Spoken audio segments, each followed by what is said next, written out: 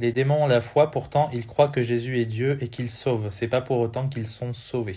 Alors je pense que tu tires ce passage de Jacques chapitre 2 qui est le chapitre le plus utilisé pour justifier un salut par les œuvres très subtil qui est très commun dans la communauté évangélique, malheureusement. Et pas seulement les évangéliques, mais aussi les catholiques et les orthodoxes. Malheureusement, ce chapitre est très mal compris. Il ne parle pas de la justification de l'âme, il parle de l'authentification de la foi par des œuvres devant Dieu et devant les hommes. Ça n'a absolument rien à voir. Maintenant, tu utilises un très mauvais exemple puisque nous ne sommes pas des anges. Les anges ne sont pas des fils de Dieu, ils n'ont pas la possibilité de devenir enfants de Dieu par la foi. Dis-toi qu'un ange, il est né en quelque sorte dans la présence de Dieu au paradis et que s'il pêche une seule fois, il n'y a plus de possibilité de rédemption.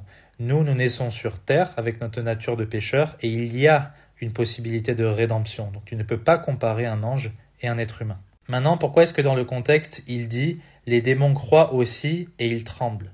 Tout simplement parce que quand tu es en face de quelqu'un et que tu lui dis « je suis chrétien », cette personne qui ne connaît pas l'état de ton esprit et de ton âme, qui sont des choses invisibles, va s'attendre à ce que tu fasses de bonnes œuvres pour rendre ta foi authentique, pas pour prouver ton salut, puisque l'apôtre Paul nous dit en permanence que ce n'est pas par les œuvres qu'on est justifié, mais par la foi en Jésus-Christ.